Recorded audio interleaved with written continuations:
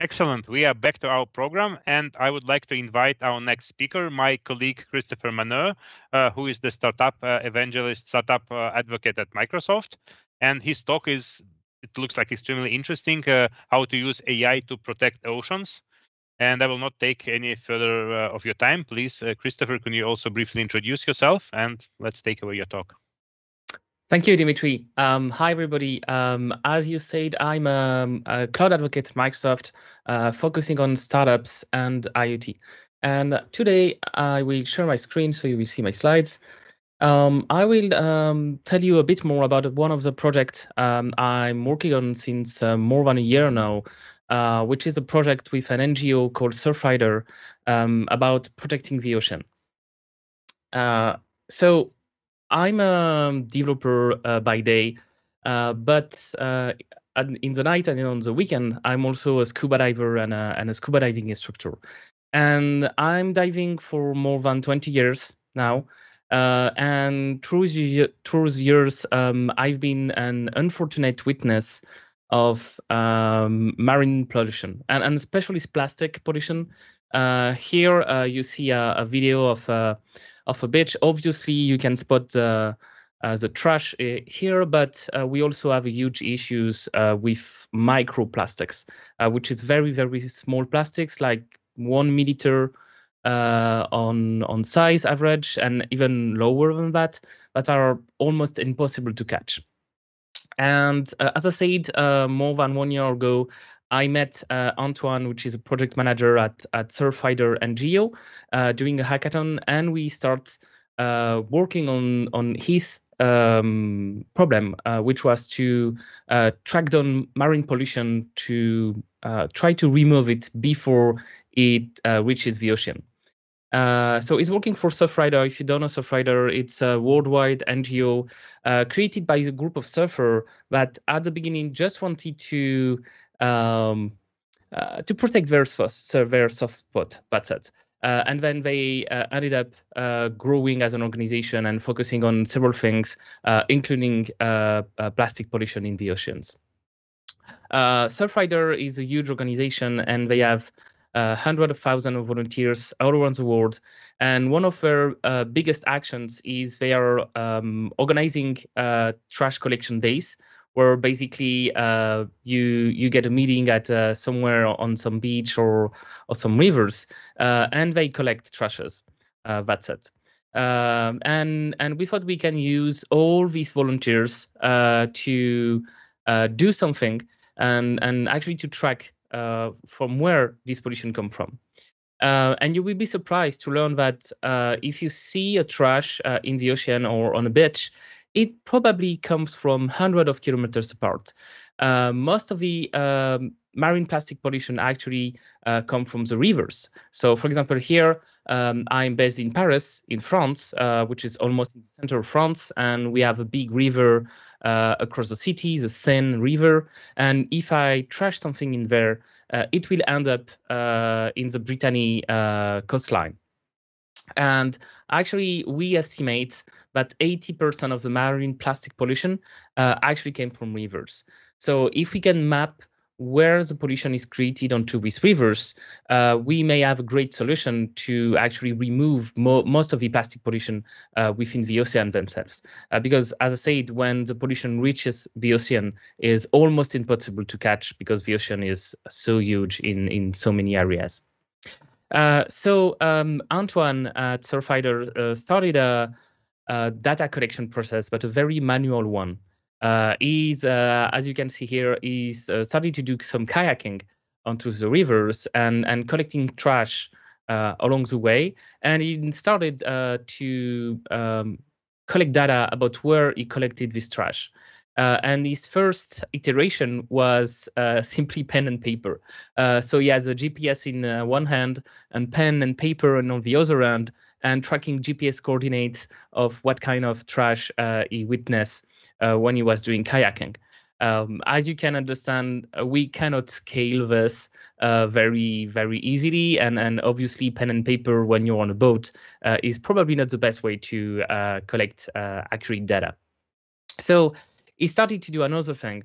which is using a special app, which is an open source one, where it's been able to collect data on the phone itself. But again, it was using his eyes to collect, to track the trashes and to collect them.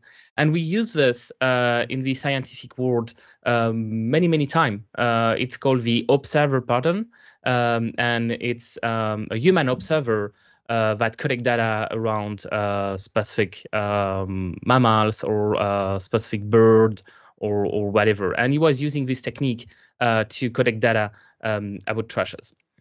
However, the idea is to remove the plastic pollution, so we need to do it on a much larger scale. And to be efficient, the goal of Antoine was to map 100% of the French River within a year. And he cannot do it by himself. And even if we have a lot of volunteers within Surfrider, it's very difficult to map 100% of the rivers each year just by doing kayaking. And why we want to achieve this goal is basically because we want to be able to track year over year if some action we do, like education or like informing local governments about initiative they can take, is actually has any efficiency in reducing the plastic pollution in these rivers. And maybe you don't know France, and that's totally okay, but France has actually one of the largest river ecosystem in the world. We estimate that we have almost 300,000 kilometers of rivers all across France and all across France island. So indeed, the kayaking is not an option here. So how do we scale these scientific observers? Well, we took two approaches. The first one was to get more observers on board. So we want to scale Antoine, basically. And the second part is we want to automate this process of catching a trash and recognizing it and knowing what type of trash is it, and then collecting this data into global database where we can basically create a map of the French plastic pollution. So where do we start? We've started during a 2 days hackathon, doing what we can in 2 days just to see if AI can help us in this direction. So the starting point of this project was almost nothing.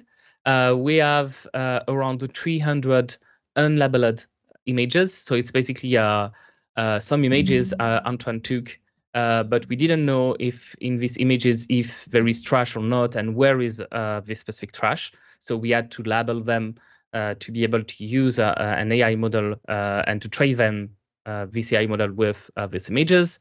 And we have no database, no infrastructure, no developers, no data scientists, and no drones as well.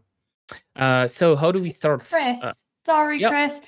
We have lost your camera. Is there any chance? Oh. Yeah, and we want to see your face as you're delivering this amazing story. So, sure.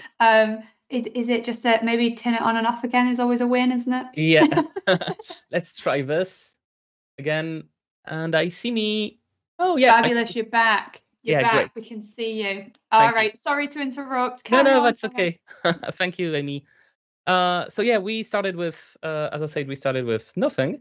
So how do we start to tackle such an issue with nothing? Well, as Amy and Dimitri said in their intro presentation, we've used an already existing service, which is Azure Custom Vision, to train an AI model just to see if with such low number of images and with no data scientists, can AI pick up these trashes on images? Because as you can see with all these pictures, sometimes it's quite difficult to catch trash, even for the human eye on some pictures. So we wanted to see if we can get a somewhat good results with a very easy to use AI system. So used the Bing API, which is quite not now, but actually there is an API around Bing, so I can issue a query to Bing to get images of trash in the nature and get all the images result on Bing inserted into custom vision to get more images to train. And within a day, we've been able to get a trained AI that was quite good at detecting some trashes in the picture. As you can see here, I have a bounding box, a red box around this bottle.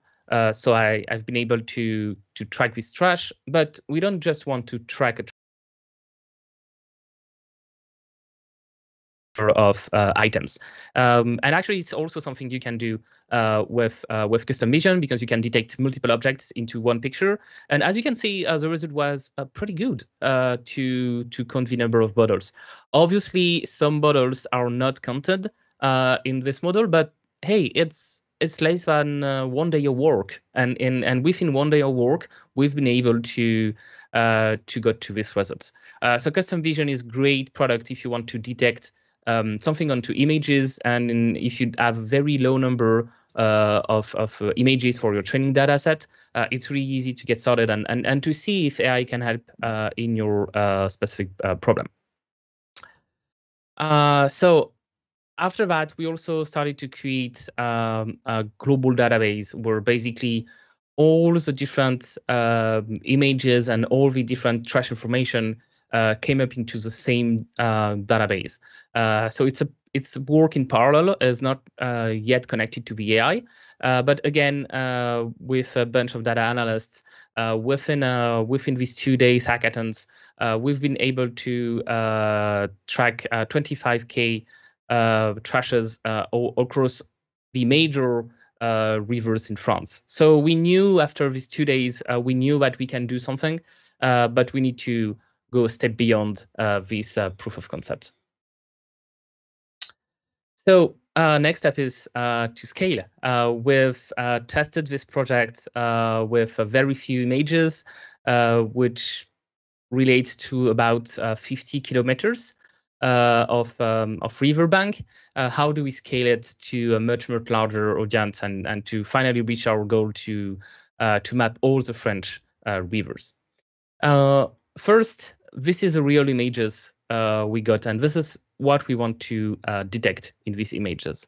So obviously, if you look at these images, few trash are very easy to spot.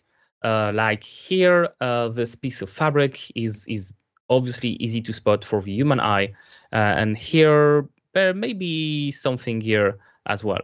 But there is smallest trash item that we want to detect that are a little bit different to catch for the human eyes and very difficult to catch for the AI eye. Like this fragment of plastic, or we have also one here. They are much more difficult to catch by the human eye and also by the AI eye. So we needed to graduate, in a sense, our AI to do much more. And also something we wanted to do is to go from still images, like Antoine or any volunteer taking its smartphone and taking a picture of the trash, and we want to go over to analyzing a video. The idea is we can loan GoPros or action cameras to volunteers, and they fix it on their helmet or on the kayak, and then we analyze all the video feed combined with GPS information. So for this, we organized a team or between 20-25 open source volunteers, and we divided the work onto several areas, several sub-projects. So the first one was to create a bigger training data set, and including training data sets with videos, which we didn't have at the beginning of this project. Then we wanted to create a custom AI to track and count trash. Then we wanted to create an open rivers and trash database. This may be silly, but actually it's very difficult to get an open database with rivers, like having the GPS points of a river and being able to calculate the distance to sea, for example. So how many kilometers from this specific point within the river to the seashore. This is a quite complicated data to compute because we don't have the data about the rivers. And create a mapping service so we can expose all this information as an easy-to-use map. So public administration and local governments can use that data to take actions on this. So one of the first things we've created is a mobile application which is up and running in both Apple and Google stores, where we can leverage the volunteers to when they're doing these trash collection mornings, they can use this app to take picture of every trash they collect. And for now there is no AI in this application, but it sends us all the data. And it's also labeled because people, when they took a picture, they need, as you see on the middle screen, they need to say, hey, it's a bottle, it's an industrial trash, it's whatever. So we get somewhat labeled images with this application. Then the next step is to do an advanced custom vision AI. And I will play a little video, a few seconds, and try to spot any trash you can see in this video. So this video is from an action camera embedded in a kayak. And I don't know if you spot any trashes at all, but in fact, there is, in this specific video, there is almost 6 trash items. And they are not easy to catch at first. So what we've done is we created an AI for doing what we called multi-object tracking. So single object tracking, like tracking a single object in a picture, is actually something quite common in the AI space today. As you can see here, there is an AI tracking the soccer balloon. But multi-object tracking is much more complicated because we need to track each item. And we also have another issue in our specific use case is we don't have a fixed camera point. Some tracking AI system count on having a fixed camera point so they can elaborate about the viewpoint of the camera, and which is not the case here because our camera is also moving. So everything is moving, the camera and the object we want to track. So we created a 2-step process for actually achieving these results. First, we are splitting our video into still images. And from that, we are detecting objects on the still images. This is the first step of the process. And the second step of the process is the actual multi-object tracking, where we compare 2 images and we see if we saw trajectory between these two, and we tend to estimate if the trajectory we compute is a valid one or an invalid one. If it's a valid one, we continue the process onto this object into the next images. If not, we discard the contingent together. So by doing this, and to see you how it's done in a more visual way. So we have the image, we have the video, sorry. When we got the video, first step, we are sampling the video. So we are extracting from the video feed 4 still images, 4 JPEG file per second. Then each of these images go to a faster RCNN AI algorithm to try to spot the trashes. And as you can see, I have red block around the detected trashes in these images. Faster RCNN is it's quite a complicated one to do to configure and to use when we are doing this kind of project. We have between 20 and 50 millions of parameters for this machine learning model. So it obviously takes a bit of time to train, but also we have a lot of parameters like the learning rate, like the bounding boxes, which is a way faster CNN works at the beginning of the workflow. So it's quite complicated to use this model for what we have to do, but so far it's quite efficient. And then this process gave us a few informations. First, it gave us information about the type of background. Is it a bank, a river bank, or is it sand or whatever? Then we have 3 classes for now, which is bottle of plastic, fragment, and other type of trash, which is a 3 type of trashes we want to detect. And then we also got bounding boxes around the detected trash, so we can do mapping between images. And then we are, as I said, computing the trajectory between the images to count the trashes. But to be able to get a better result out of it, we needed more images and more videos to train the model. And we didn't find any open source database of trained images for trashes. Very few other projects from other NGOs. There is a lot of happening, but when we started this project, nothing was public at that time. So we've created a website for collaborative labeling. We call it Trash Roulette, based on the Chat Roulette application, which is basically you get a picture, you label it, you click next, and you get a new picture, and you don't know if you will end up with trash or not on this picture. So it allows to rely us on a huge number of volunteers, of Surfriders, to label the images. And the last part, as I said, is to do the multi-object tracking.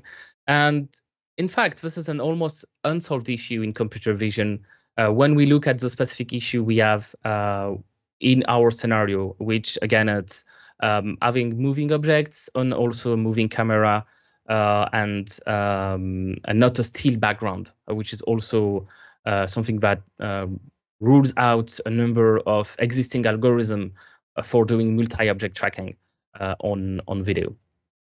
So as I said, we have a few issues in there, and actually we are welcoming a PhD. We have welcomed end of November a PhD student who will do his PhD thesis on the specific issue. So with this project, one of the cool things is even if we started like anyone could have started this project with computer vision, Azure Computer Custom AI. Actually, we ended up being at the tip of the research in this domain when we wanted to push this ID forward. So it was it's kind of very cool to work on such advanced project. So what we've done today, as I said, is quite not solve a problem place, but we've done something. So we already have an AI that is doing this, but it's a bit overkill. We've done an implementation based on an algorithm called Deep Sort. You can find it on your favorite search engine. And basically what we do is we compare classes between boxes, and we accept or discard a box trajectory between 2 images. We count the number of valid trajectories, and when we have the valid number of trajectories, then we know that we have just one object on all these several images. And when we have this, we do a GPS matching as a post-processing step. So basically, we have a file format that allows us to know that in this specific video, when you are looking at 2 minutes and 25 seconds, you're at this specific GPS point.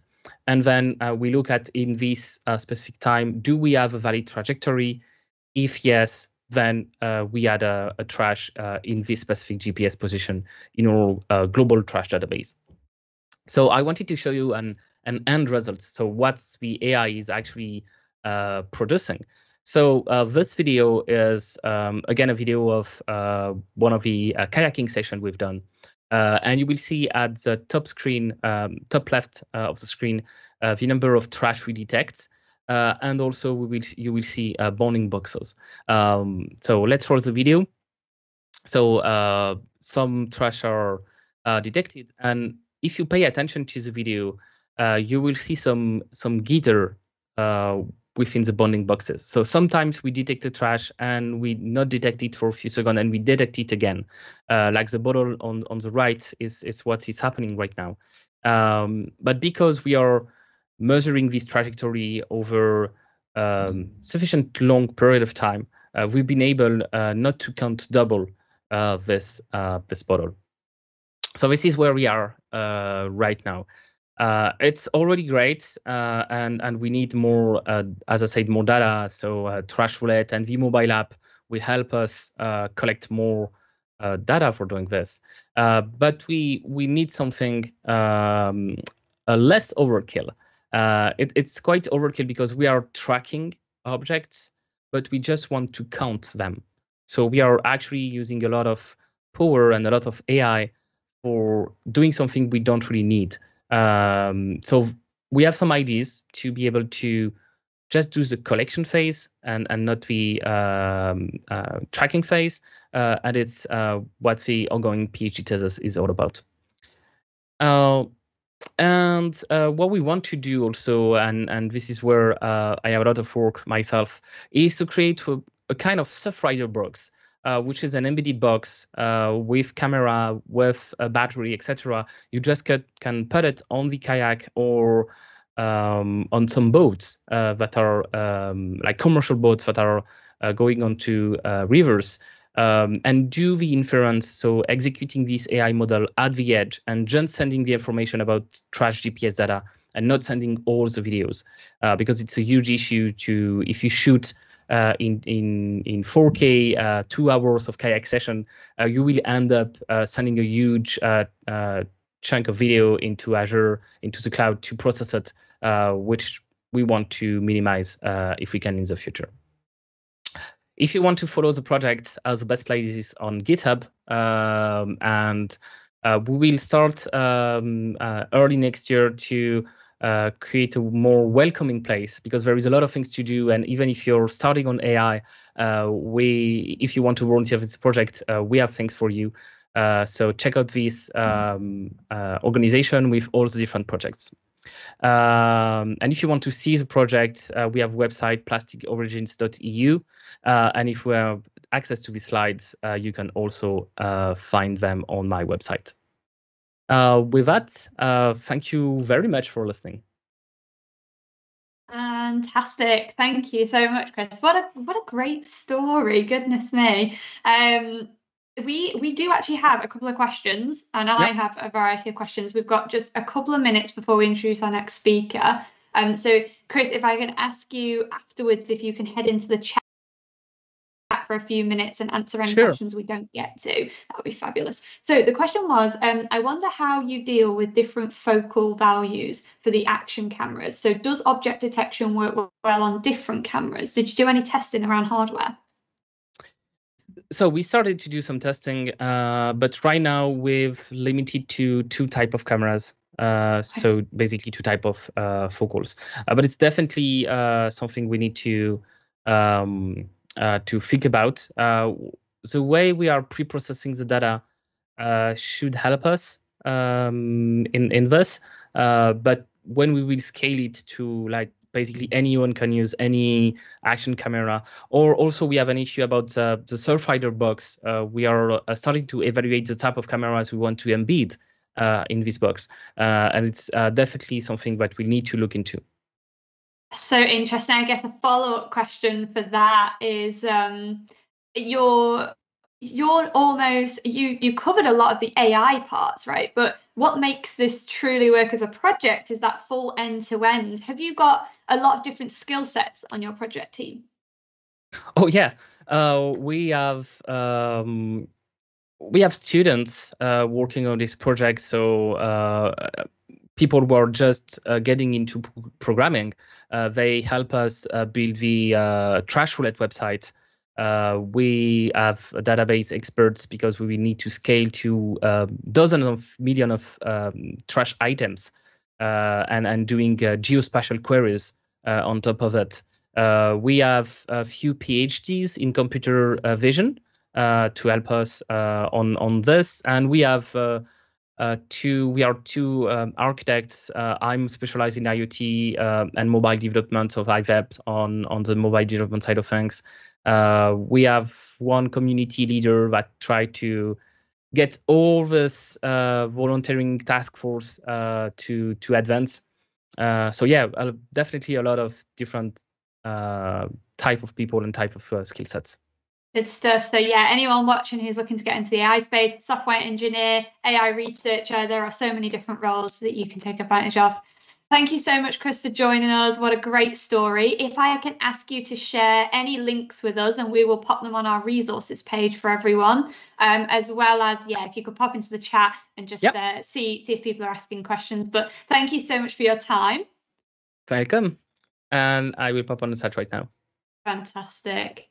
Okay, so a couple of little call outs before we move on to our next speaker. So don't forget, we've got the Cloud Skills Challenge, and we also have to thank Microsoft West Europe for sponsoring our sign interpretation, which you're likely seeing on the screen. And yeah, we've got lots and lots of things going on at this conference. And as you know, talk to us in the chat, talk to our experts. They're all here to answer your questions. Okay, we are still on time. We are doing an incredible job on time in here. So I will introduce Aon. Aon, hi.